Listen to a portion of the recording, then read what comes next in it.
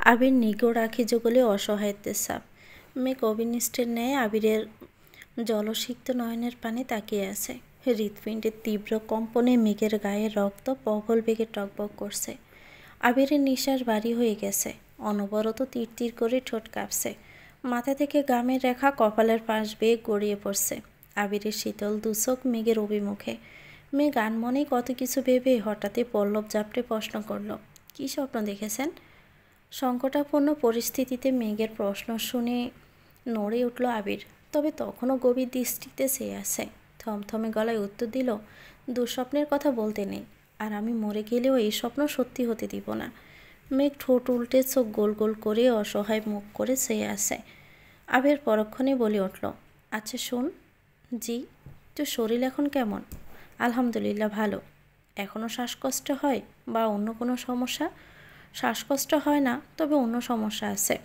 আবির উদ্বিগ্ন কণ্ঠে বলল, কী সমস্যা বলিসনি কেন আগে? একটু থেমে আবারও বলে উঠল, আমি তানবীরকে বলে রাখবো কাল সকালে মামুনিকে নিয়ে ডাক্তারের। এরই মধ্যে মেঘ আবেগময় কণ্ঠে বলল, কাউকে অতিরিক্ত মিস করার সমস্যা। কোন ডাক্তার দেখাবো বলুন? আবিরের কথা বন্ধ হয়ে গেছে। মেঘের এমন কথায় আবিরের চোখে মুখে খানিক উজ্জ্বলতা ফুটে উঠেছে। নিদারুণ অনুভূতিরা বক্ষ স্পন্দন বাড়াতে ব্যস্ত। আবির নিশ্চুপ হয়ে চেয়ে আছে অপরূপ সেই মুখমণ্ডলে। মেঘ আহ্লাদি কণ্ঠে আবারও বলল, বলুন না, কোন ডাক্তার দেখাবো? আবির ব্রুকুসকে গুরুবার কণ্ঠে বলল, সব বিষয় নিয়ে মজা করিস না তো মেঘ।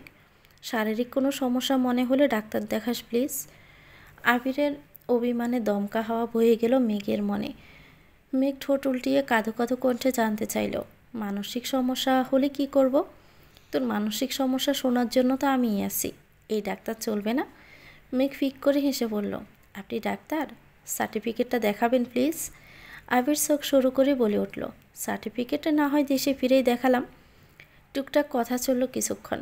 আবিরের মন ভালো করতে অল্প স্বল্প দুষ্টমিও করেছে মেঘ, কিন্তু আবিরের মন ভালো হওয়ার বিন্দুমাত্র লক্ষণ পরিলক্ষিত হচ্ছে না। এদিকে রাত গভীর হচ্ছে, ঘুমে মেঘের চোখ বন্ধ হয়ে আসছে। মেঘ নিজের প্রতি খুবই ক্ষুব্ধ হচ্ছে। আবির আজ খুব মনোযোগী। মেঘ যা জিজ্ঞেস করছে সবেতেই তার আদর মাখা উত্তর রেডি। এই অপরূপ মুহূর্ত রেখে ঘুমানোর বিন্দুমাত্র ইচ্ছে নেই মেঘের, কিন্তু চোখ যেন মেঘের ইচ্ছেকে পাত্তাই দিচ্ছে না। আবিরের কথায় মাঝে ঘুমের আবেশে বারবার চোখ বন্ধ হয়ে যাচ্ছে। বিষয়টা খেয়াল করে আবির অত্যন্ত নমনীয় স্বরে জিজ্ঞেস করল, ঘুম পাচ্ছে? মেঘ চোখ বড় করে তাকিয়ে জবাব দিল, কই না তো। আবির মলিন হেসে বলল, জোর করে কথা বলতে হবে না, আমি তো পালিয়ে যাচ্ছি না, ঘুমান। ঘুম চলে গেছে। কে চলে গেছে কে যায়নি সেটা পরে দেখছি, আপাতত কল না কেটে ফোনটা পাশে রেখে চোখ বন্ধ করুন। মেঘ আটকে উঠে চাইল আবিরের অভিমুখে। হৃৎপিণ্ড ছুটছে দিক বিদিক। হৃৎপিণ্ডের পিটপিট শব্দ বেড়েই চলছে। কল না কেটে কথাটা যেন মস্তিষ্কে ঘুরপাক খাচ্ছে। মেঘ থমথমে কণ্ঠে বলল, কল না কাটলে ঘুম আসবে না। আবির গুরুবার কণ্ঠে জানালো, সেটা আমি বুঝবো, এখন যা বলছি তা করুন। আবিরের ক্ষিপ্ত নয়নজোড়া দেখে মেঘ ডোক গিলে বালিশের পাশে ফোন হেলান দিয়ে রেখে গায়ে পাতলা কাঁথা জড়িয়ে শুয়ে পড়েছে। মেঘ মুখ ফুলিয়ে শ্বাস ছেড়ে শীতল কণ্ঠে বলল, কল কখন কাটবেন? আমার লজ্জা করছে। আবিরের নিরুদ্যম কণ্ঠের জবাব, লজ্জা লাগছে যেহেতু চোখ বন্ধ করে রাখ, বেশরমের মতো তাকিয়ে থাকতে কে বলেছে? মেঘ চোখ মুখ কুঁচকে ভারী করেই বলল, আপনি এটা বলতে পারলেন? আবির গম্ভীর গলায় বলল, চোখ বন্ধ, আর একবার চোখ খুললে খবর আছে। মেঘ চোখ বন্ধ করে কাট গলায় জানালো, আপনি কিন্তু নিজ দায়িত্বে কল কেটে দিবেন। আবিরের আর কোনো জবাব এলো না। বৈদ্যুতিক বাতির আলোতে আলোকিত রুমে ফ্যানের বাতাসে মেঘের চুলগুলো অনবরত উঠছে। আবির অবাক লোচনে সে দৃশ্য দেখতে ব্যস্ত। মেঘের মুখের প্রতিটি পশম সূক্ষ্ম নেত্রে পরখ করছে আবির। মেঘের পশ্চ কপালের নিকষ কালো তিলটা খুব বেশি তাকে আকৃষ্ট করছে। আবিরের হৃদয় কেঁপে উঠেছে, শরীর জুড়ে অজানা শিহরণ। কিছু সময়ের মধ্যে মেঘের নিঃশ্বাসের শব্দ জোরালো হলো। রাত 2:17। মেঘ গভীর ঘুমে নিমগ্ন। আবির ফোনের অপর পাশ থেকে গভীর মনোযোগ দিয়ে তার প্রেয়সীকে দেখতে ব্যস্ত। ভোরের মৃদু আলো আর বৈদ্যুতিক বাতির আলোতে মেঘের রুম ঝলমল করছে।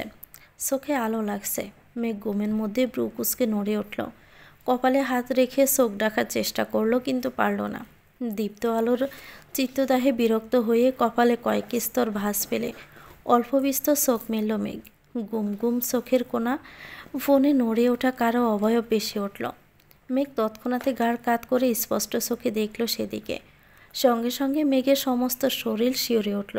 বালিশে হাত রেখে তার উপর মাথা রেখে আবির নিগড় দৃষ্টিতে মেঘের দিকে চেয়ে আছে।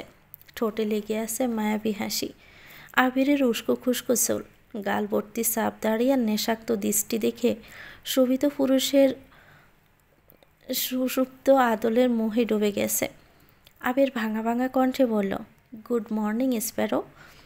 আবিরের ভাঙা ভাঙা কণ্ঠস্বর শুনে বাঁচতে দুর্বেদ্য আবেশের চোখ বন্ধ করে ফেলল মেঘ। এই দৃষ্টি কণ্ঠস্বরে মেঘের অন্তরাত্মা পর্যন্ত কেঁপে উঠেছে।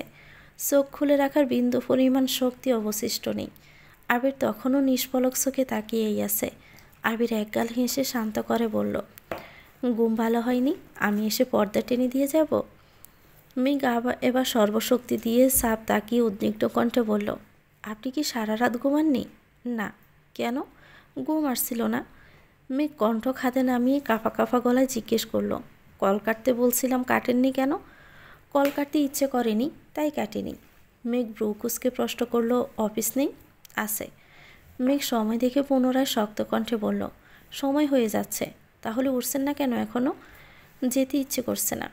আবিরের নিরুদ্বেগ কণ্ঠের এক একটা উত্তর শুনে মেঘ আশ্চর্য বনে যাচ্ছে। যে মানুষটাকে এতদিন গুরুগম্ভীর, অনুভূতিহীন আর নিষ্ঠুর ভেবে এসেছে, সে আবির ভাইয়ের আকস্মিক পরিবর্তন মেঘের মনে বিশাল প্রভাব ফেলছে। মেঘ রাশভারী কণ্ঠে বলল, সমস্যা কি আপনার? আবির মুচকি হেসে উত্তর দিল, বহুত সমস্যা, এদের কোনো সমাধানও নেই। নিজের অজান্তে মেঘের ঠোঁট জোড়ে লালিত হাসি ফুটল। লজ্জায় লাল হওয়া দুগাল চিকচিক করছে। মেঘ শক্ত কণ্ঠে বলল, থাক ভাই, বুঝছি আপনার সমস্যা, প্লিজ এখন উঠে অফিসে যান। আমি তোর ভাই? ভাই না তো কি? মেঘের মুখে এমন প্রশ্ন শুনে আবির ভিতরে ভিতরে জ্বলে উঠল। গম্ভীর মুখ করে সূক্ষ্ম নেত্রে তাকিয়ে অগ্নিকণ্ঠে বলল, আমি তোর বাবার দাদুর নাতির ছেলে হতে পারি, কিন্তু তোর ভাই না, ভাই। আবির কল কেটে দিয়েছে। মেঘ আহাম্মকের মতো বসে আছে। আবির যে ভাই ডাকার ক্ষোভে রাগ করে ফোন কেটেছে এটা বুঝতে সময় লাগলো না মেঘের। কিন্তু এটাও বুঝতে পারছে না আবির ভাই আর শুধু ভাইয়ের মধ্যে পার্থক্যটা কী। কিছুক্ষণ বসে থেকে চটজলদি রুমে উঠে রুম গুছিয়ে ফ্রেশ হতে চলে গেল। অজু করে ফজরের নামাজ পড়ে ছাদে গিয়ে কিছুক্ষণ হাঁটাহাঁটি করে রুমে আসলো। এরই মধ্যে আবিরের আর কোনো কল আসলো না। মেঘের মনে বেশ কিছু প্রশ্ন উদিত হচ্ছে। রুমি কিছুক্ষণ পায়চারি করে এক বুক সাহস নিয়ে অডিও কল দিল। কল বাজতে বাজতে কেটে গেছে। মেঘ এবার স্যারে হেলান দিয়ে বসে ভিডিও কল দিল। কয়েক সেকেন্ডের মধ্যে রিসিভ হলো। দেখে বোঝা যাচ্ছে সদ্য শাওয়ার নিয়ে বেরিয়ে কোনো রকমে কলটা রিসিভ করেছে আবির। এখনও ঘন ঘন শ্বাস ফেলছে। আবিরের জল সিক্ত উন্মুক্ত শরীর, কোমরে বাঁধা সাদা টাওয়েল, আবির ভেজা চুলের লোমশ বুকে আর নির্মিত পেট দেখে মেঘ যত্রতত্র দৃষ্টি সরিয়ে নিল। ডোক গিলে উষ্ণ শ্বাস ছেড়ে বলল, সরি, অসময়ে কল দিয়ে ফেলছে। আবির মেকি স্বরে বলল, সরি বললেই কি আমার মানিজ্যত ফিরে পাবো? মেঘ চোখ নামিয়ে উদ্বিগ্ন কণ্ঠে বলল, আমি বুঝতে পারিনি তো, সরি। আবির মুচকি হেসে অন্য একটা টাওয়াল দিয়ে মাথা মুছতে মুছতে বলল, দূর পাগলি, এসব কোনো ব্যাপার না।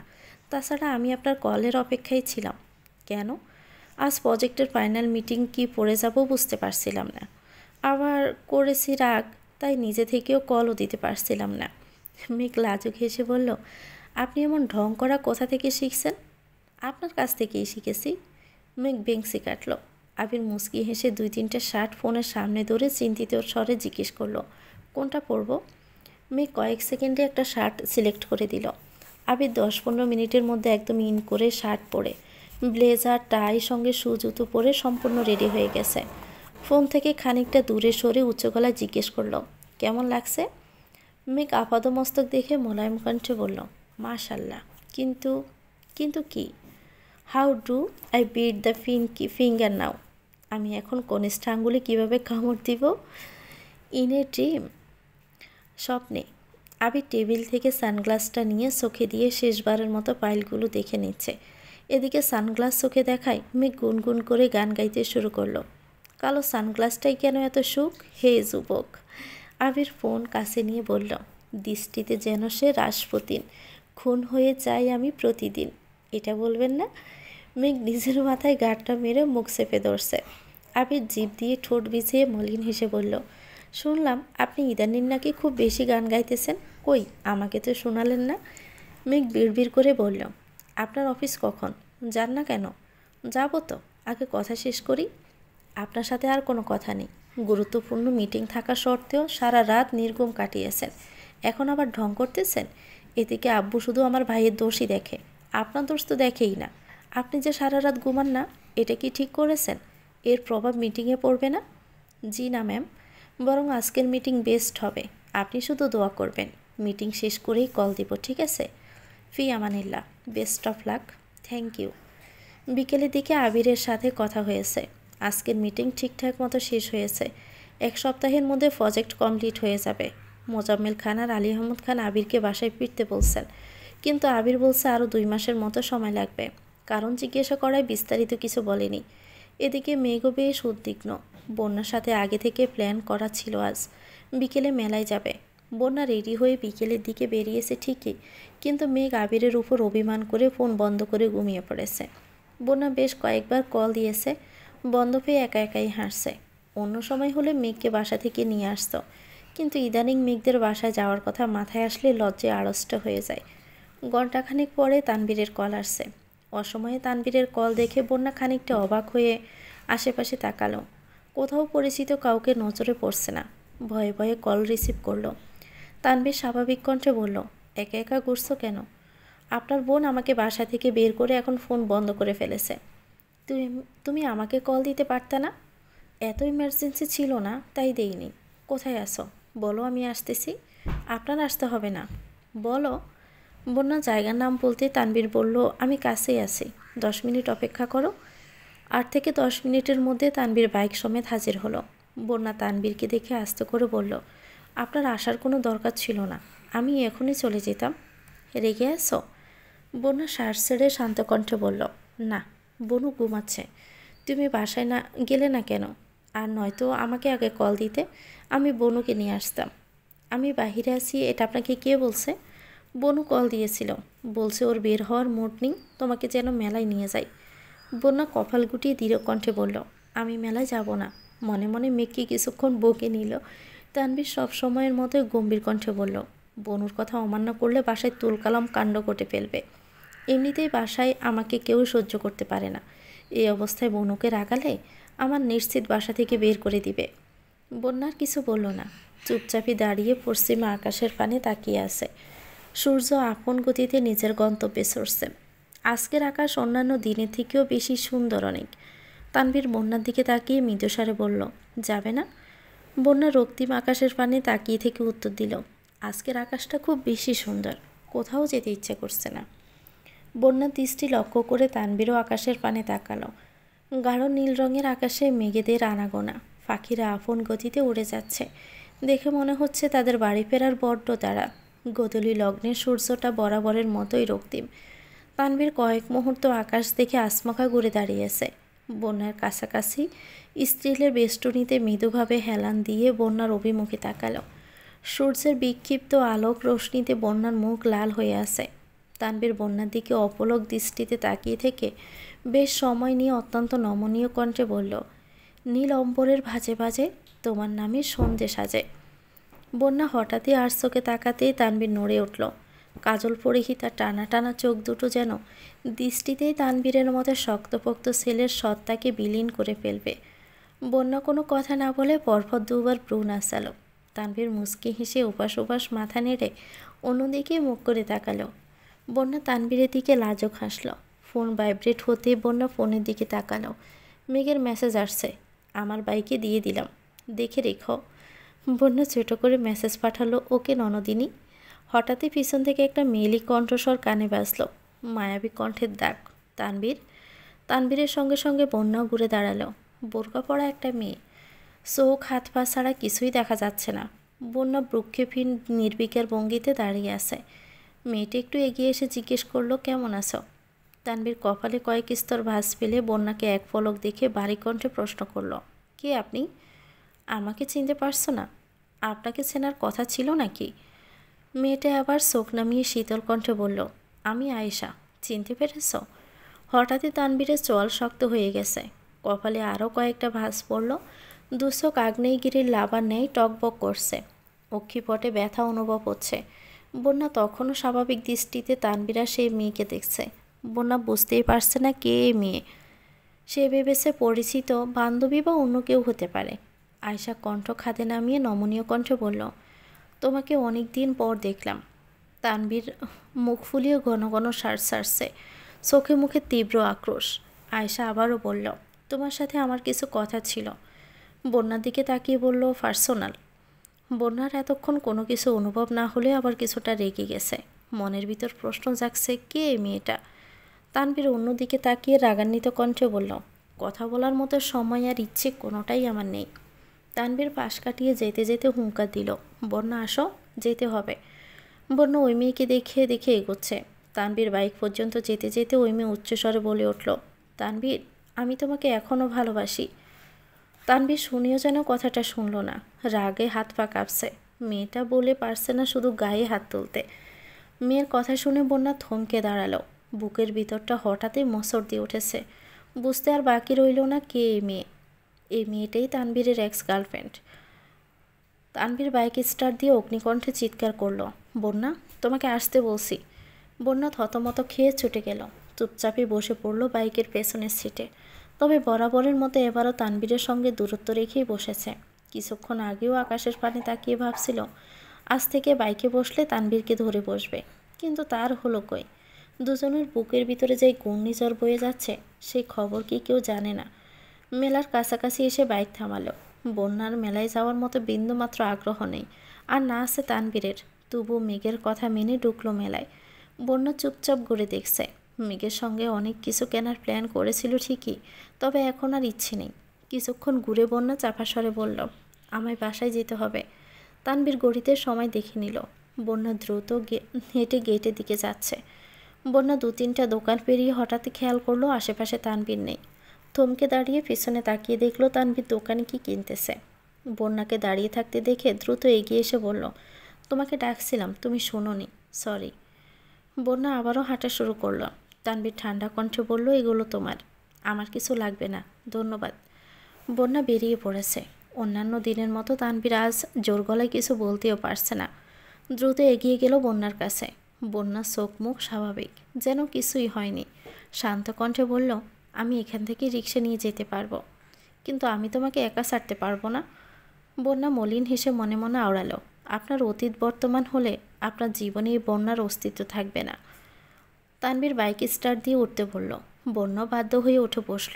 কারো মুখে কোনো কথা নেই। মোখলেস মিয়ার দোকানের সামনে আসতেই মোখলেস মিয়া বন্যাকে ডাকতে শুরু করলেন। বন্যা নামতে বলায় তানভীরের অনিচ্ছা সত্ত্বেও বাইক থামালো। তানভীরের থেকে বিদায় নিয়ে চলে যাচ্ছে। তানভীর শক্ত কণ্ঠে বলল, যদি গিফট না নাও তাহলে আমি এখানেই বসে থাকবো। বন্যা কিছু না বলেও দোকানের দিকে এগিয়ে গেল। মোখলেস মিয়ার পাশের দোকানে বন্যার আব্বু কাপড় ইস্ত্রি করতে দিয়েছিল। ইমার্জেন্সি কাজে ওনাকে এক জায়গায় যেতে হয়েছে, তাই ইস্ত্রি করে জামা কাপড় মোখলেস মিয়ার দোকানে রেখে গেছে। মোখলেস মিয়া কাপড় আর কিছু খাবার দিয়েছেন। বন্যা না করা সত্ত্বেও উনি জোর করেই দিয়েছেন। বন্যারা সচরাচর বাসা থেকে বের হয় না। বন্যাদের কিছু খেতে ইচ্ছে করলে বন্যার ছোটো ভাই রিদি নিয়ে যায়। মাস শেষে বন্যার আব্বু টাকা দিয়ে দেন। তানভীর বাইক থেকে গাড় গড়িয়ে রাগের চোখে সেদিকে তাকিয়ে আছে। হঠাৎ মোখলেস মিয়ার নজরে পড়ে তানভীরের দিকে। তানভীরের তাকানো দেখে মোখলেস মিয়া বন্যাকে জিজ্ঞেস করলেন, ফোলাই এমন করে তাকাই আছে কেন, ভাড়া দাওনি? বন্যা কিছু বলার আগে মোখলেস মিয়া দোকান থেকে বের হতে হতে উচ্চস্বরে বলল, এই ছেলে, তোমার ভাড়া কত? আমি ভাড়া দিয়ে দিচ্ছি, তবু আমার বইয়ের দিকে এভাবে তাকাই থাইকো না। তানভীরের মেজাজ আবার চরম মাত্রায় খারাপ হয়ে গেছে। রাগে কটমট করছে সে, দুচোখ লাল হয়ে গেছে। বন্যা দ্রুত বেরিয়ে যেতে যেতে বলল, দাদা, আমি কথা বলছি। বন্যা তানভীরের কাছে গিয়ে বিড়বিড় করে বলল, এভাবে এখানে দাঁড়িয়ে আছেন কেন? হ্যাঁ, বাসায় চলে যান প্লিজ। তুমি গিফট না নিলে আমি এক পাও নড়ব না। বন্যা আস্তে করে কপাল চাপড়ালো। মেঘের ভাই বলে কথা, সে তো মেঘের মতোই জেদি হবে। এটা বন্যা বলেই গেছিল ভেবে রাগ লাগছে। মোখলেস মিয়া দোকান থেকে ডাকলেন, কোনো সমস্যা? না দাদা। বন্যা তানভীরের হাত থেকে গিফটের ব্যাগটা নিয়ে গম্ভীর কণ্ঠে বলল, এবার এখান থেকে যান প্লিজ, আব্বু দেখলে সমস্যা হবে। তানভীর কথা না বাড়িয়ে মোখলেস মিয়ার দিকে তাকিয়ে থাকতে থাকতে গলি থেকে বেরিয়ে চলে গেছে। এদিকে মেঘ আবিরের উপর রাগ করে ফোন আর অনই করেনি। আম্মুর ফোন থেকে তানভীরকে কল দিয়েছিল। সন্ধ্যার পর নিচে এসে নুডলসের পাকোড়া বানাতে শুরু করলো। মিমা রাতে আগে থেকে রেডি হয়ে বসে আছে। আবির বাসার সবার সঙ্গে কথা বলতে বলতে মেঘের কথাও জিজ্ঞেস করলো। আকলিমা খান রান্নাঘরে এসে মেঘের দিকে ফোন ধরে একগাল হেসে বললেন, সে এখন রেসিপি শিখতে ব্যস্ত, 8-10 পদের পাকোড়া বানানো শিখে ফেলছে। আবির মেঘের দিকে তাকিয়ে ঠোঁট কামড়ে হেসে বলল, পাকোড়াতে লবণ দেয় তো? মেঘ ফুঁস করে উঠল। আকলিমা খান কপট রাগী স্বরে বললেন, মেয়েটাকে কেন রাগাচ্ছ বলো তো? আবির শান্ত কণ্ঠে বলল, কেউ যদি বিজ্ঞ হয়েও অজ্ঞের মতো আচরণ করে তো আমি কি করব? আচ্ছা রাখি। কাকিয়া লবণের বিষয়ে আটকে থাকলেও আবিরের কথার মিনিং মেঘ ঠিকই বুঝেছে। তাড়াতাড়ি কাজ শেষ করছে যেন রুমে গিয়ে আবিরকে কল দিতে পারে।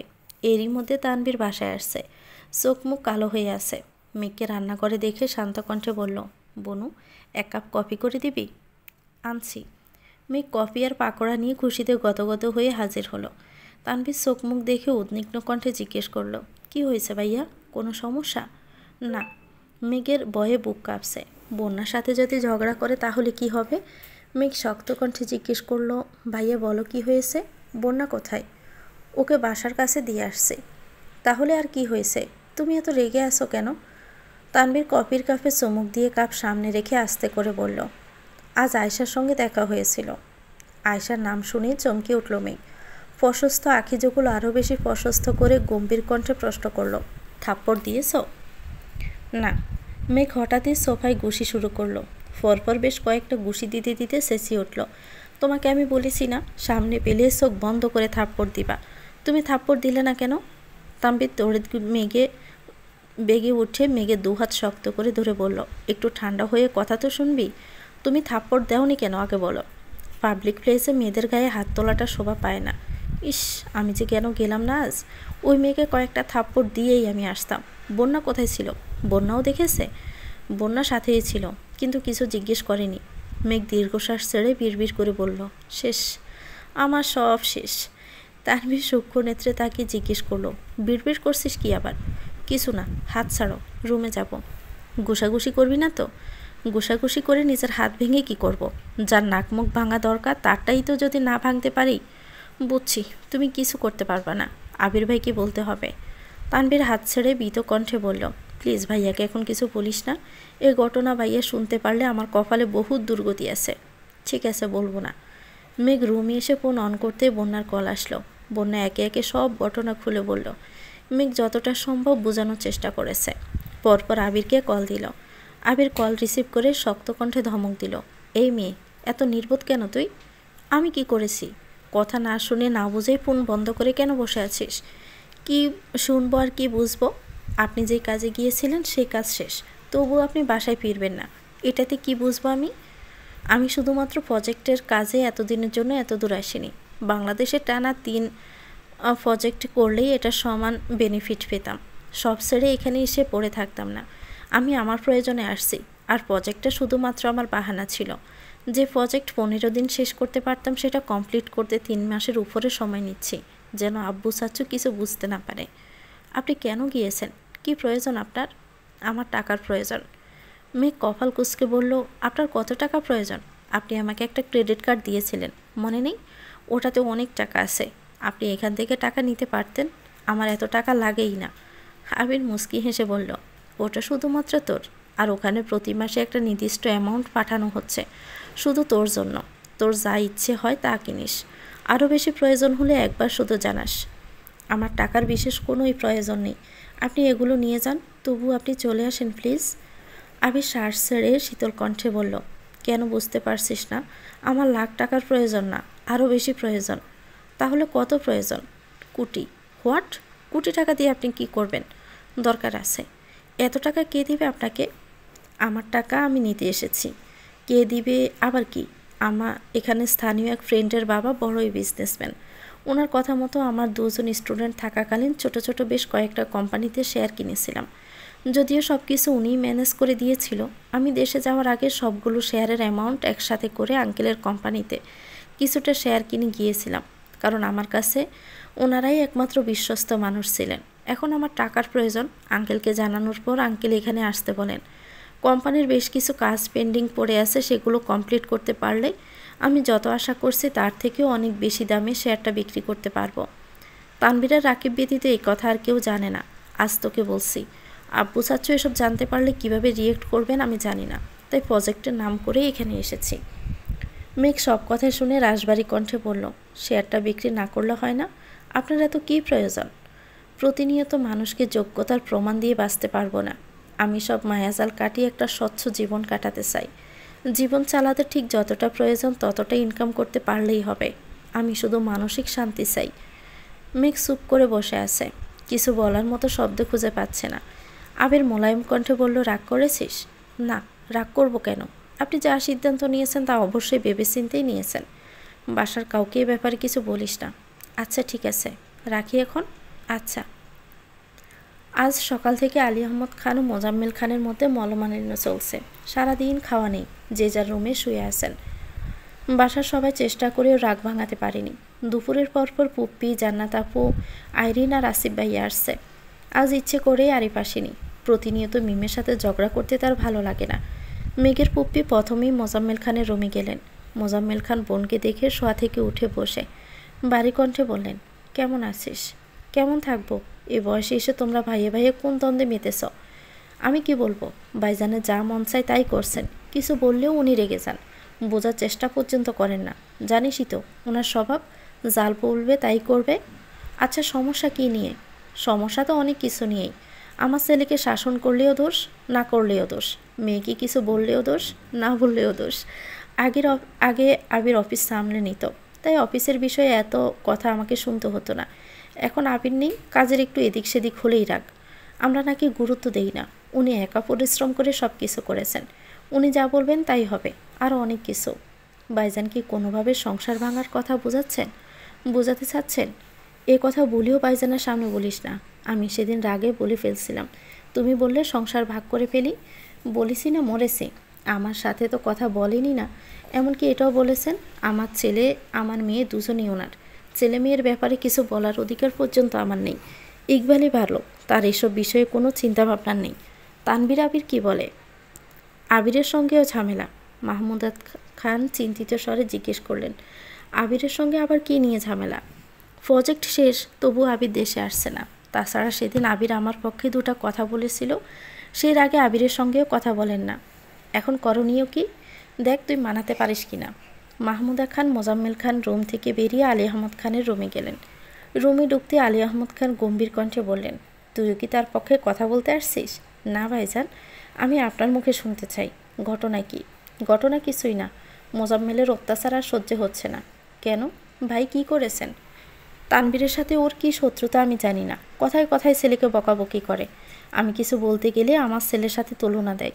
আমার ছেলে প্রতিষ্ঠিত হয়ে গেছে, ওর ছেলে বেকার, কিছুই ঠিকমতো করতে পারছে না। কথায় কথায় আমার ছেলে নিয়ে গর্ব করলো, উল্টো সে গর্ব করে। সে সারাক্ষণ আমার পিছনে লাগে। এই যে ছেলে মেয়েগুলোর মধ্যে দ্বন্দ্ব লাগাচ্ছে, ওরা কি সারা জীবন একসাথে থাকতে পারবে? আমি এজন্য সেদিন রাগে বলেছিলাম, ওর মতো চিন্তাভাবনা আমার থাকলে আমি একাই সংসারটাকে এত দূর টানতে পারতাম না। এই সংসার আমার, এখানে আমার অধিকার সবচেয়ে বেশি। আমি যা বলবো তাই হবে। আমি বোঝাতে চেয়েছি এর উল্টাপাল্টা আচরণগুলো যেন পরিবর্তন করে, অথচ সে বুঝেছে আমি সংসার ভাঙতে চাচ্ছি। এজন্য আমিও বলেছি, ও যদি চায় বাড়ি থেকে চলে যেতে পারে, কিন্তু তানভীর, মেঘ আর ওদের মা আমার বাড়িতেই থাকবে। ওদের উপর বাবার অধিকার খাটাতে যেন সে না আসে। আলী আহমদ খানের কথা শুনে মাহমুদা খান আনমনেই হেসে উঠলেন। বোনের হাসি দেখে আলী আহমদ খান রাগে স্বরে বললেন, এভাবে হাসছিস কেন? আমি কি তোকে হাসির কথা বলছি? মাহমুদা খান হাসি থামিয়ে মৃদু স্বরে বললেন, তোমরা এখনও ছোটোবেলার মতো অভিমান করো? এটা দেখেই তো হাসি পাচ্ছে। তোমার জায়গা থেকে তুমি নিজেকে ঠিক মনে করছো, ওদিকে ভাইয়ের জায়গা থেকে ভাই নিজেকে ঠিক মনে করছে। এসব দেখে ছোটোবেলার একটা ঘটনা খুব মনে পড়ছে। কোন ঘটনা? একবার তোমার ক্রিকেট ব্যাট ভেঙে ফেলাই তুমি আর ভাই বাড়িতে তুমুল ঝগড়া শুরু করছিলে। তুমি বলছিলা মোজাম্মেল ভাই ভাঙছে, আর ভাই বলছিল সে ভাঙেনি। সেই নিয়ে এক পর্যায়ে তোমাদের মধ্যে হাতাহাতি শুরু হয়ে গিয়েছিল। আমি আর আম্মা কোনোভাবেই তোমাদের থামাতে পারছিলাম না। আব্বা বাড়িতে এসে তোমাদের এই মারামারি দেখে রাগে কুড়াল নিয়ে মারতে আসছিল। দুই ভাই সেজে পালিয়েছিলে। রাত 10টার উপরে বেজে গেছিল, বাড়িয়েই আসছিলে না। আমি আর আব্বা তোমাদের খুঁজতে খুঁজতে হয়রান হয়ে যাচ্ছিলাম। তারপর নদীর ধারে একটা গাছের নিচে পেয়েছিলাম, তাও দুজন একসাথে। তুমি গাছে হেলান দিয়ে ঘুমাচ্ছিলে আর ভাই তোমার কোলে ঘুমাচ্ছিল। মনে আছে ভাইজান? আলী আহমদ খান একগাল হেসে বললেন, হ্যাঁ মনে আছে তো, সেদিন বাড়ি থেকে পালিয়ে রাস্তার মাঝখানে গিয়ে দুই ভাই আবারও ঝগড়া লাগছিলাম। বেশ কয়েকজন মিলে আমাদের থামিয়ে কি হয়েছে জিজ্ঞেস করছিল। তখন আমরা সব ঘটনা খুলে বলছি। তারপর এক ছোট ভাই বলছিল ইকবাল আমার ব্যাট নিয়ে খেলতে গেছিল আর ওখানেই গাছের সাথে বাড়ি খেয়ে ব্যাট ভেঙে গেছে। আমরা দুই ভাই তখন অসহায়ের মতো তাকিয়েছিলাম। সেদিন থেকে আজ পর্যন্ত আমি ওর গায়ে হাত দিইনি। আমি মোজাম্মেলকে অনেক ভালোবাসি।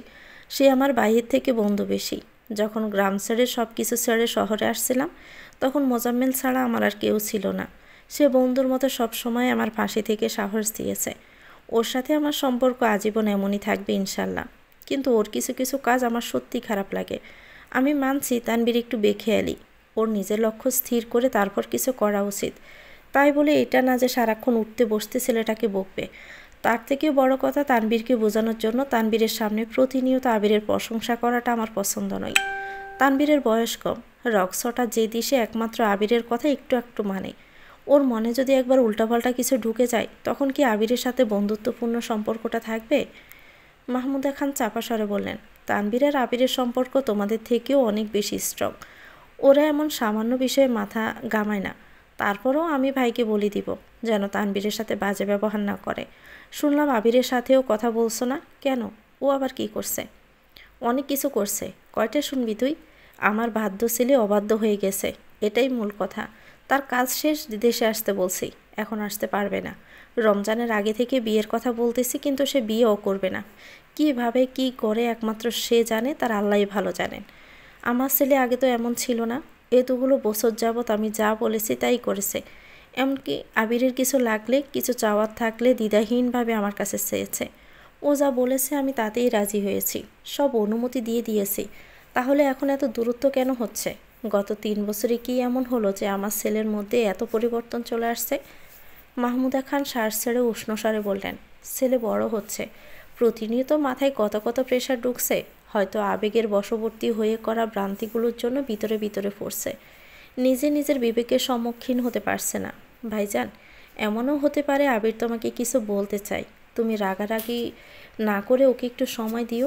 আবিরকে বোঝার চেষ্টা করো, ও কি বলতে চাই শুনো। আলী আহমদ খান গুরু গম্ভীর কণ্ঠে বলে উঠলেন, আমার এখন আর কিছু শোনার নেই। অনেকবার তার মতামত জানতে চেয়েছি। ও কি চায় না চায় সব জানতে চেয়েছি। কোনো সমস্যা কিনা তাও জানতে চেয়েছি। আমাকে কিছু বলতে চায় না কিনা সেটাও জিজ্ঞেস করছি। এমনকি তার মাকে দিয়েও জিজ্ঞেস করিয়েছে। কিন্তু আবির প্রতিবার আমার কথা এড়িয়ে গেছে। ওর মাকে পর্যন্ত কিছু বলেনি। এখন ওর মায়ের মনের কথা জানার আর কোনো আগ্রহ আমার নেই।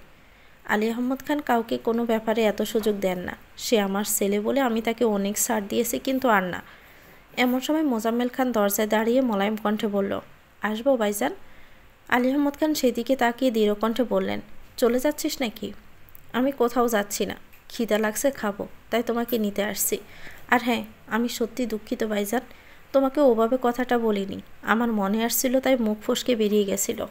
খিদা লাগছে, খেতে যা, আমাকে বলার কি আছে? বলছি কারণ আজ দুপুরের রান্না স্পেশাল মানুষজন করেছেন। আসিফের বউ, আইরিন আর আমার মেয়ে তো আছেই। তোমাকে রেখে একা খেলে আবার 10টা কথা শোনাবা। তার থেকে বরং তুমিও সাথে চলো।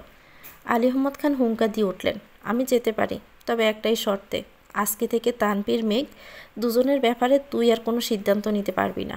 আমি যা বলবো, যেভাবে বলবো, কোনো দ্বিমত ছাড়াই মেনে নিতে হবে। বল রাজি? মোজাম্মেল খান একগাল হেসে বললেন, আমি রাজি। তোমার প্রতি আমার অগাধ আস্থা আছে। আমি ভুল করলেও আমার ভাই কখনো ভুল করতে পারে না। আর হ্যাঁ, আমি কিন্তু আমার চ্যালেঞ্জে জিতেই গেছি, তাই বাসা ছাড়ার প্রশ্নই আসে না। আলী আহমদ খান গম্ভীর কণ্ঠে বললেন, তুই জিতেছিস ঠিকই, তবে আমি হেরে যাইনি। কথাটা মাথায় রাখিস। এই বাড়িতে আমার কথাই শেষ কথা, এটা বলে যাস না। ঠিক আছে, তাড়াতাড়ি আসো। যা, আসছি।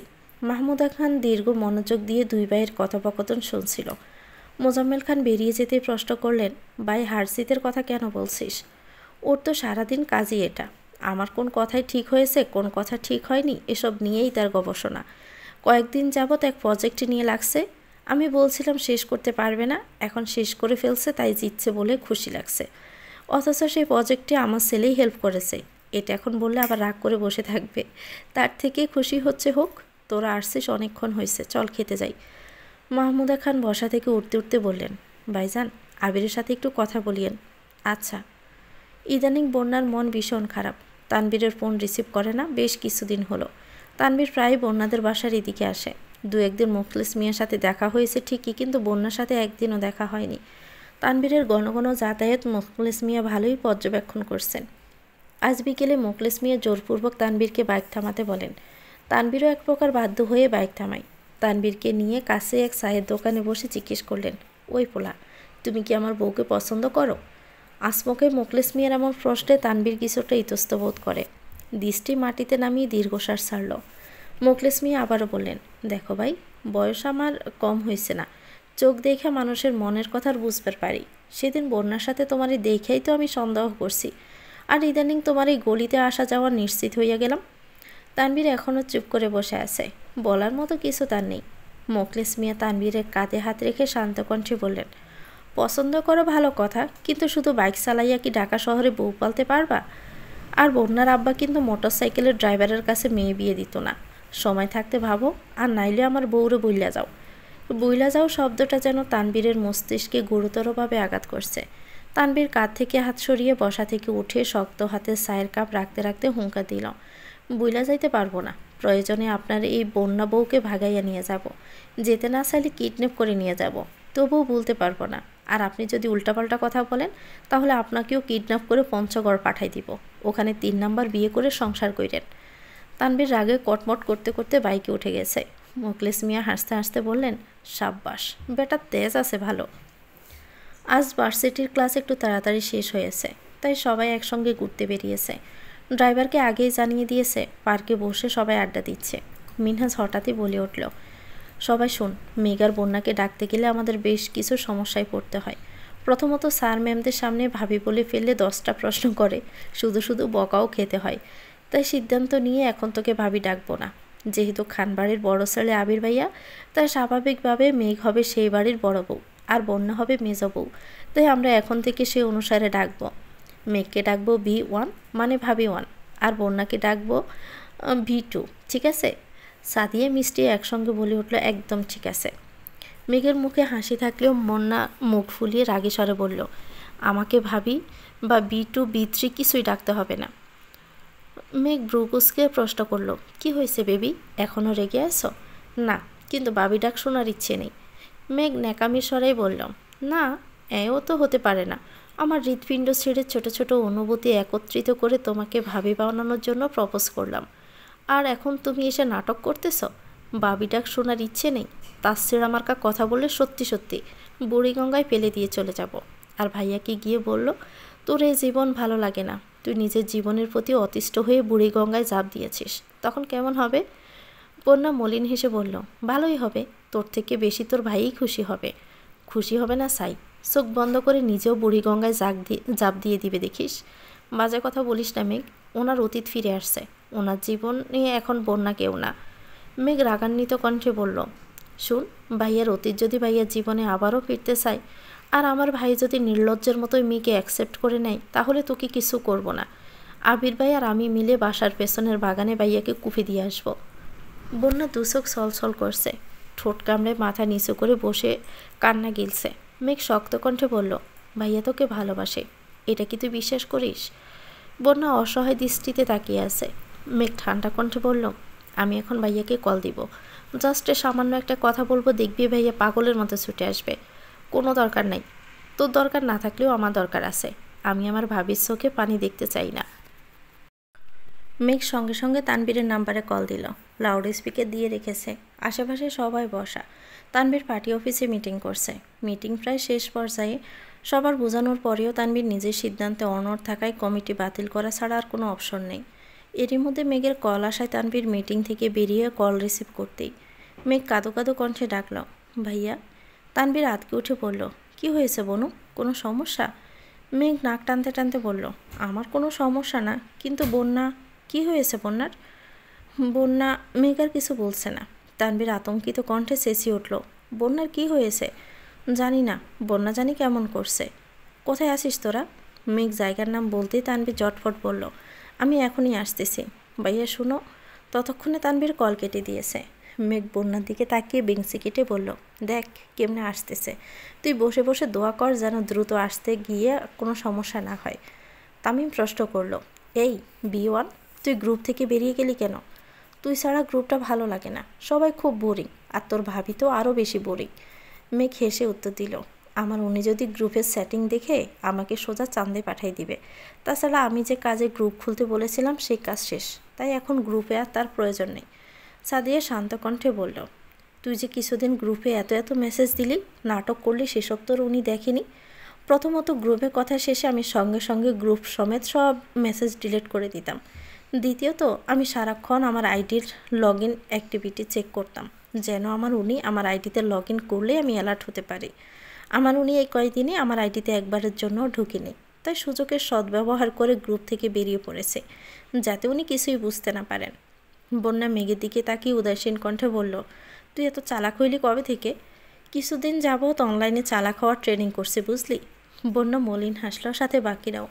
হঠাৎ মেঘের নজর পড়ে কিছুটা দূরে দাঁড়ানো এক ছেলের দিকে।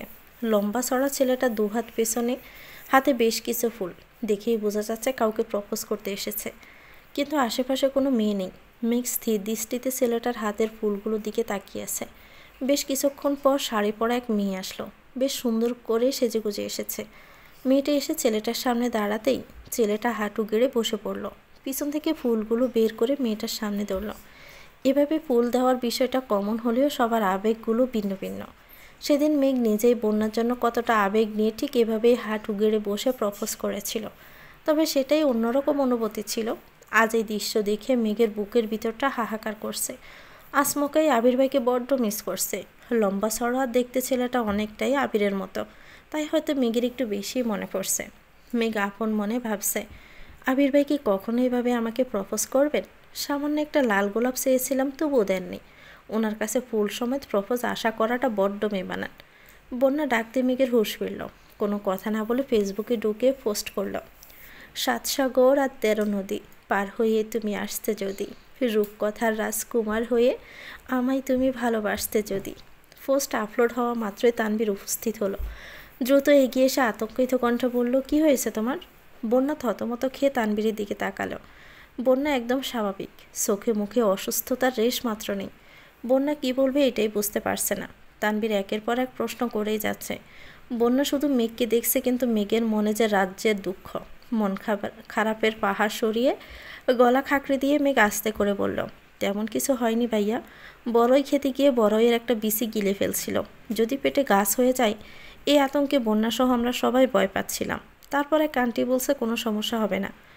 তানভীর হাতের উল্টো পিঠ দিয়ে নিজের চোখ মুছে আকাশের পানে তাকিয়ে দীর্ঘ নিঃশ্বাস ছেড়ে অত্যন্ত নমনীয় কণ্ঠে প্রশ্ন করল, এটাই কি সত্যি ঘটনা, নাকি অন্য কোনো কারণ আছে? যা, কিন্তু এখন বলছিস না। মেঘ গণগণে এফাস ওফাস মাথা নেড়ে বলল, আর কোনো কারণ নেই। মেঘ একটু থেমে আবার বলল, আসলে বন্যার কয়েকটা বই কেনা দরকার, কিন্তু আমাদের কারো সেদিকে যেতে ইচ্ছে করছে না। তুমি যেহেতু চলে আসছো, বন্যাকে নিয়ে যাবা প্লিজ। বন্যা অগ্নিচোখে মেঘের দিকে তাকিয়ে আছে, কারণ তানভীরের সঙ্গে একা কোথাও যাওয়ার বিন্দুমাত্র আগ্রহ বন্যার নেই। আয়েশাকে দেখার পর থেকে বন্যার আতঙ্ক কয়েক গুণ বেড়ে গেছে। রাত বিরাতে ঘুম ভেঙে যায়, ঘন্টার পর ঘন্টা বারান্দা দাঁড়ায় থাকে। প্রায় রাতেই আপু সজাগ হয়ে বন্যাকে ডেকে নিয়ে ঘুম পাড়ায়। তানভীরের কল রিসিভ করে না। বেশ কিছুদিন পর্যন্ত ক্লাসেও আসেনি। তানভীর রাশভারী কণ্ঠে বলল, তুই কিভাবে যাবি? মিষ্টি ওর পুপ্পির বাসায় যাবে, ওনাদের বাসা আমাদের বাসার এদিকে। আমি মিষ্টির সাথে চলে যাব। ঠিক আছে, সাবধানে যাস। আচ্ছা, তুমি বন্যাকে নিয়ে যাও, আর হ্যাঁ, বন্যাকে মোখলেস দুলাভাইয়ের দোকান পর্যন্ত দিয়ে এসো। তানভীর নির্বাক চোখে মেঘকে দেখে নিল। মেঘের ঠোঁট জুড়ে হাসির ঝলক। তানভীর চাইলেও বোনকে কিছু বলতে পারছে না। বন্যার দিকে তাকিয়ে আস্তে করে বলল, চলো।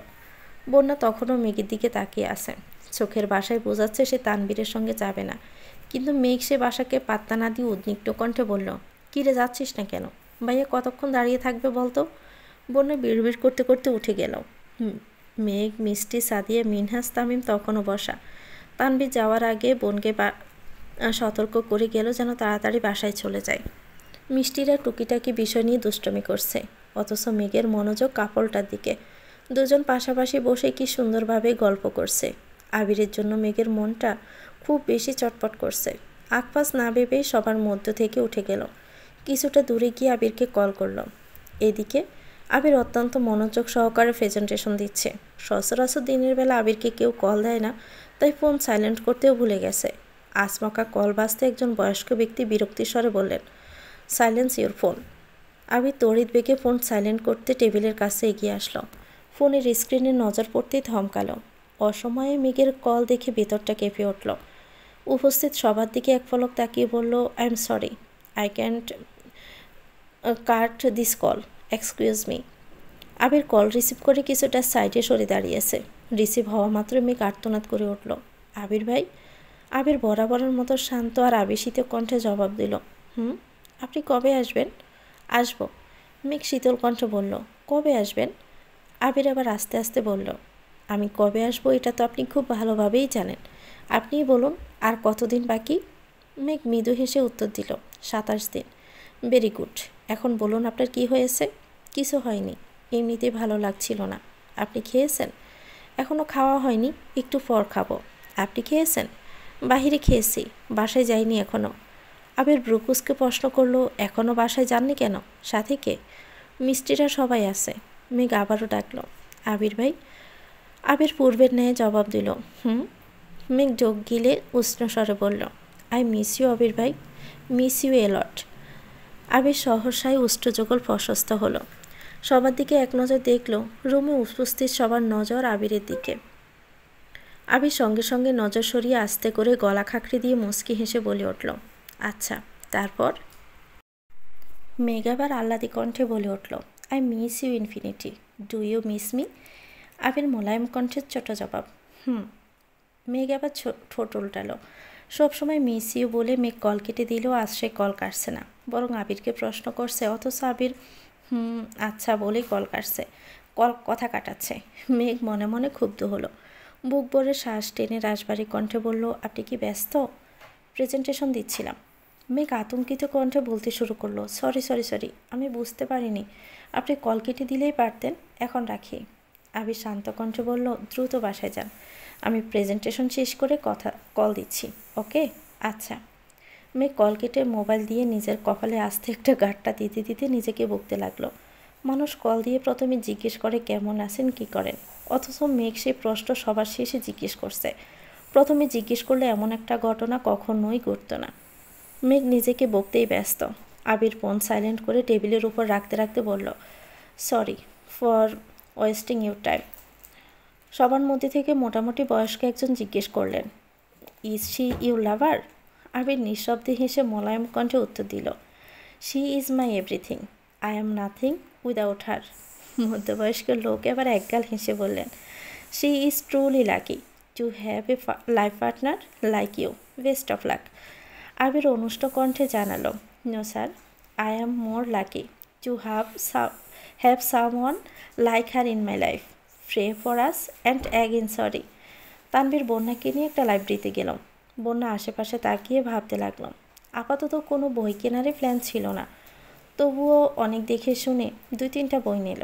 তানভীর বন্যাকে কিছু বলতে চাচ্ছে, কিন্তু বন্যা খুবই ব্যস্ততা দেখাচ্ছে, এমনকি তানভীরের দিকে তাকাচ্ছেও না। কাজ শেষে তানভীরকে উদ্দেশ্য করে বলল, আপনি চলে যান, আমার আরও কিছু কাজ আছে। কাজ অন্যদিন করো, আজ চলো এক জায়গায় যাব। বন্যা ঠান্ডা কণ্ঠে বলল, আমার শরীর ভালো না। তানভীর মলিন হেসে বলল, বড়ইয়ের বিষে খেলে কিছু হয় না বোকা। বন্যা তানভীরের দিকে স্পষ্ট তাকিয়ে বলল, আমি বোকা না। তাহলে কি, চালাক? কতটা? বন্যা তখনও তানভীরের দিকে তাকিয়ে আছে। তানভীর রাশবাড়ি কণ্ঠে বলল, কল দিলে কল রিসিভ করো না কেন? বন্যা ডোক গিলে ভিতরের কষ্ট চেপে রেখে আস্তে করে বলল, সবসময় ফোনের কাছে থাকি না, পরে তো দেখো, তখন একটা কল দিতে পারো না। বন্যার কিছুই বলল না। তানভীর এবার শক্ত কণ্ঠে জানতে চাইল, তুমি কি আমার উপর বিরক্ত? বন্যা এপাশ ওপাশ মাথা নেড়ে নিচু স্বরে বলল, আমি বাসায় যাব। বন্যার ভিতরে ঠিক কতটা যন্ত্রণা হচ্ছে এটা সে তানভীরকে বোঝাতেই পারছে না। তানভীর বন্যাকে নিয়ে একটা চায়ের দোকানে বসল। যদিও বন্যার ইচ্ছে ছিল না, তানভীর জোর করেই এনেছে। দুজনে 2 কাপ চা, পুলের চা নিয়েছে। বন্যা দ্রুত চা খাচ্ছে যেন যত তাড়াতাড়ি সম্ভব বাসায় চলে যেতে পারে। তানভীর বন্যার এমন কর্মকাণ্ড দেখে হতবাক হয়ে তাকিয়ে আছে। আসমকা বলে উঠল, সেদিনের মেয়েটার কথা মনে আছে? বন্যা বুঝিয়ে অবুঝের মতো প্রশ্ন করল, কোন মেয়ে? আয়শা। নামটা কর্ণকুহরে প্রবেশ মাত্রই বন্যা বিষম খেয়ে উঠল। টক আর কাঁচামরিচের ঝাঁঝে কাশতে কাশতে বন্যার শ্বাস আটকে যাচ্ছে। 2 চোখ বেয়ে পানি পড়ছে। তানভীর তড়িঘড়ি করে 1 গ্লাস পানি নিয়ে আসলো। শ্বাস আটকে যাওয়ায় পানিটা পর্যন্ত খেতে পারছে না। তানভীর কী করবে বুঝতে না পেরে বন্যার মাথায় অনবরত ফু দিচ্ছে। বন্যার স্বাভাবিক হতে বেশ কিছুটা সময় লাগলো। তানভীর তখনও বন্যার পাশে দাঁড়ানো। বিষয়টা খেয়াল করে বন্যা আস্তে করে বলল, আমি ঠিক আছি, আপনি বসুন। তানভীর সরি বলে দূরে সরে বসেছে। বন্যা বলল, তখন কি যেন বলছিলেন বলুন। তানভীর মনে মনে বিড়বিড় করল, যে শাকসুন্নির নাম নেওয়াতে তোমার এই অবস্থা হয়েছে, এই শাকসুন্নির নাম আমি জীবনেও মুখে নিব না। বন্যা আবারও বলল, কি হলো বলুন। কিছু না, চলো তোমাকে বাসা পর্যন্ত দিয়ে আসি। আবির প্রেজেন্টেশন শেষ করেই মেঘকে কল দিয়েছে। ততক্ষণে মেঘ বাসায় চলে গেছে। কথা শেষ করে ফেসবুকে ঢুকা মাত্রই মেঘের পোস্টে সামনে আসছে। পোস্টে দেখে আবির জিভ দিয়ে ঠোঁট ভিজিয়ে অনুগ্রহ কণ্ঠে বলল, রূপকথার রাজকুমার না হলেও মাহদিবার রাজকুমার হয়ে খুব শীঘ্রই আমি আসব, ইনশাল্লাহ। নিত্যদিনের মতো রাত 10:30 নাগাদ আবিরের কল আসছে। মেঘ যেন প্রতিদিন এই সময়টার জন্যই অপেক্ষা করে। আবির কল দিয়ে দৃঢ় কণ্ঠে বলল, কী অবস্থা? কিসের কি অবস্থা? শপিং কত দূর? কিসের শপিং? বিয়ের। কার বিয়ে? তোর। আমার বিয়ে? কবে? সেসব জেনে তোর কাজ কি? তুই না বলছিলি বিয়ের জিনিসপত্র নিয়ে পালানোর খুব শখ তোর? টাকা পাঠিয়েছি, কি কি লাগে সব কিনে নিস। মেঘ আহাম্মকের মতো তাকিয়ে বলল, আমি আপনাকে এটা বলিনি, সেসব বাদ দে, এখন বল তোর কী লাগবে। মেঘ মনে মনে বিড়বিড় করল, আপনাকে লাগবে, এখন দিয়ে দেন আমায়। কি হলো বল। আমার কিছু লাগবে না। আবির গম্ভীর কণ্ঠে বলল, আগামীকাল শপিংয়ে যাব, সারা রাত লিস্ট করে পাঠাবেন, মনে থাকবে? তানভীর রাজনীতি ছেড়ে পড়াশোনায় মনোযোগী হয়েছে। সেই সঙ্গে আপাতত আবিরের অফিসের টুকটাক দেখাশোনা করতে হচ্ছে। এছাড়াও আরও কিছু কাজ আছে। এরই মধ্যে আয়েশার সঙ্গে আর দেখা হয়নি। তানভীরও ভুলে গেছে সে মেয়ের কথা। বন্যা ইদানিং একটা টিউশন শুরু করেছে। মূলত বন্যার বড় আপু মেয়েটাকে পড়াতো, কিন্তু এখন চাকরির চাপে টিউশন পড়ানোটা কষ্ট হয়ে যায়, তাই বন্যা পড়াচ্ছে। বিকেল দিকে বন্যা টিউশন থেকে বেরিয়ে হেঁটে মেন রোড পর্যন্ত যাচ্ছিল। অনেকটা যাওয়ার পর হঠাৎই পাশ থেকে একজন ডাকলো, বন্যা। মেয়েলি কণ্ঠস্বরে নিজের নাম শুনে বন্যা থমকে দাঁড়ালো। পাশে তাকালো। 3 পিস পরা এক মেয়ে, মাথায় ওড়না দেওয়া। এগিয়ে আসলো বন্যার কাছে। বন্যা সূক্ষ্ম নেত্রে তাকিয়ে প্রশ্ন করলো, কে আপনি? আমাকে কিভাবে চিনেন? আমি আয়েশা, সেদিন দেখা হলো মনে নেই? তানভীরের সাথে তুমি ছিলে। বন্যা শ্বাস ছেড়ে শান্ত কণ্ঠে বলল, কিছু বলবেন? হ্যাঁ, তুমি মেঘের ফ্রেন্ড বন্যা, তাই না? জি, কেন? আসলে তোমাকে সেদিন তানভীরের সাথে দেখার পর কেন যেন মনে হচ্ছিল তুমি ওর গার্লফ্রেন্ড। অনেক ভাবার পর মনে হয়েছে তুমি তো মেঘের ফ্রেন্ড। অনেক আগে তোমাকে দেখেছিলাম, তখন তোমরা অনেক ছোট ছিলে। বন্যা নিজের ভিতরের ক্রোধ চেপে রেখে শান্ত স্বরে জিজ্ঞেস করলো, আমাকে কি কোনো দরকারে ডেকেছেন? আমার কিছু কাজ আছে, যেতে হবে। তানভীরের বিষয় জিজ্ঞেস করতেই ডেকেছিলাম। তুমি জানো কি না জানি না, তানভীরের সাথে আমার প্রেমের সম্পর্ক ছিল। পারিবারিক সমস্যার কারণে অনেক দিন যোগাযোগ ছিল না। মূলত তানভীরের জন্য আমার ঢাকায় আসা। মাস্টার্স আর চাকরির প্রস্তুতি কেবল বাহানা। আচ্ছা, তানভীর কি বর্তমানে কোনো সম্পর্কে আছে? তুমি জানো? আমি কিভাবে জানবো? তোমার সাথে কিছু নেই তো? বন্যা কপাল কুঁচকে প্রশ্ন করলো, থাকলে কি করবেন? আয়েশা পিক করে হেসে বলল, মজা করতেছ? তোমাকে তানভীর ছোট বোনের চোখে দেখে, তাই তোমার প্রতি ওর কোনো অনুভূতি আসবেই না। বন্যা ফুস করে বলল, তাহলে তো আপনি ভালোই জানেন, আসছি। বন্যা চলে যাচ্ছে। মেয়েটা পিছন থেকে জিজ্ঞেস করলো, তোমার কাছে তানভীরের নাম্বার আছে? বন্যা কোনো উত্তর দিল না। মেয়েটা আবারও বলল, তানভীরের সাথে দেখা হলে আমার কথা বইল। ইদানিং আবিরের আব্বুর অফিসে বেশ চাপ যাচ্ছে। মোজাম্মেল খানও ঢাকায় নেই। আলী আহমদ খান একা সব সামলে নিতে হিমশিম খাচ্ছে। তার মধ্যে কয়েকজন নতুন জয়েন করেছে, তাদেরকে সব কিছু বুঝিয়ে দিতে হচ্ছে। আবির সকাল থেকে বেশ কয়েকবারই কল দিয়েছে। আলী আহমদ খান ফোনের কাছে নেই, তাই রিসিভ করতে পারেননি। অনেকক্ষণ পর ফোন দেখে আবিরকে কল ব্যাক করলেন। আবির সালাম দিয়ে শান্ত কণ্ঠে বললেন, আব্বু, সিফাতের ব্যাপারে আপনি যে সিদ্ধান্ত নিয়েছেন সেটা কি ভেবেচিন্তে নিয়েছেন? হ্যাঁ, কেন? কিন্তু আমার মনে হচ্ছে আপনার এই সিদ্ধান্তটা নিয়ে আরও ভাবা উচিত। তোমার চাচ্চু তোমার কাছে বিচার দিয়েছে? না আব্বু, চাচ্চু শুধু জানিয়েছেন। এটা একান্তই আমার মতামত। তারপরেও যদি মনে হয় আপনি তাকে জয়েন করাবেন, তাহলে অন্ততপক্ষে কিছুদিন সময় নিন। আমি কিছুদিনের মধ্যে চলে আসব। চাচ্চু কাকামণি ঢাকায় ফিরলে সবার সাথে কথা বলে সিদ্ধান্ত নিলে ভালো হতো না? কি বলতে চাচ্ছ? আমার সিদ্ধান্ত নেওয়া ভুল হয়েছে? তোমরা যা ঠিক মনে করবে শুধুমাত্র তাই ঠিক। আপু প্লিজ, আপনি মাথা ঠান্ডা করে একটাবার ভাবুন। যেখানে 25-30 বছর যাবৎ গ্রামের মানুষের সাথে আপনার কোনো সম্পর্ক নেই, ভুল করেও কখনো গ্রামে যান না, সেখানে সেই গ্রামের এক ছেলেকে গুরুত্বপূর্ণ পোস্টে জব দিচ্ছেন। সেটা কি আদৌ যুক্তিপূর্ণ? 15 দিনের মধ্যে আমি চলে আসব। তাছাড়া খুব সমস্যা হলে তানবীরকে বললে অফিসে আসবে। এরপরও যদি নিতে চান আরও অনেক মানুষ আছে, প্লিজ একবার ভাবুন অন্তত। আলী আহমদ খান গুরুতর কণ্ঠে বলতে শুরু করলেন, দেখো, মানুষ কিন্তু সারা জীবন খারাপ থাকে না। তার পরিবার আমার সাথে যে অন্যায়টা করেছে সেটা অনেক বছর আগের ঘটনা। এত বছর পর সে বিপদে পড়ে জবের জন্য আমার কাছে এসেছে। এখন আমিও যদি তাদের মধ্যে খারাপ ব্যবহার করি, তাহলে তাদের আর আমাদের মধ্যে কি পার্থক্য রইল? দ্বিতীয়বার সুযোগ পেলে মানুষ নিজের প্রথম ভুলগুলোকে শুধরাতে পারে। দেখা যাক না সে কি করে। আবির কণ্ঠ দ্বিগুণ ভারী করে বলে উঠল, আমার মন কোনোভাবেই সায় দিচ্ছে না। আপনার ভালো মানুষের সুযোগ নিয়ে অনেকেই অনেক কিছু করতে পারে। তুমি দুশ্চিন্তা করো না, সাবধানে থেকো আর যত তাড়াতাড়ি চলে এসো যদি তোমার ইচ্ছে হয়। আবির মলিন হেসে বলল, সরি আব্বু। সরি কেন বলছো? বলতে ইচ্ছে করলো তাই বললাম। আরও 1 সপ্তাহ কেটে গেছে। আবিরের বাড়ি ফেরার কেবল 1 সপ্তাহ বাকি। খানবাড়ির আমেজ বদলে গেছে। মালিহা খান, হালিমা খান বিভিন্ন জাতের পিঠা তৈরিতে ব্যস্ত। আকলিমা খানও তাদের কাজে সহযোগিতা করছে। মেঘ সকাল থেকে আম্মুদের বিশাল আয়োজন দেখছে। আজ ভার্সিটিতে যেতে একদম ইচ্ছে করছে না, তারপরও কি মনে করে ভার্সিটিতে এসেছে। একটা ক্লাস শেষ হয়ে আরেকটা ক্লাস শুরু হয়েছে, কেবল 15 মিনিট হবে। এরই মধ্যে মেঘের মাথা ঘুরছে, চোখে অন্ধকার দেখছে। একবার ওয়াশরুম গিয়ে চোখে মুখে পানি দিয়ে এসেছে, তারপরও ঠিক হচ্ছে না। মেঘের অবস্থা দেখে বন্যাও ভয় পাচ্ছে। তানবীরকে ফোন দিতে চাচ্ছে, কিন্তু মেঘ বারবার আটকে দিচ্ছে। প্রায় 10-15 মিনিট পর মেঘ আসমকে সেন্স হারিয়ে বন্যার গায়ের উপর ঢলে পড়েছে। তো ভিউয়ার্স, গল্পটির নাম আমি তো ভালোবাসি তোকে। এটা গল্পের 27তম পর্ব। পরবর্তী পর্ব পেতে চ্যানেলটিকে সাবস্ক্রাইব করে আমাদের সাথে থাকবেন। ভিডিও ভালো লাগলে একটি লাইক দিয়ে দিবেন, কমেন্ট করে জানাবেন কেমন লেগেছে। আল্লাহ হাফেজ, আসসালামু আলাইকুম।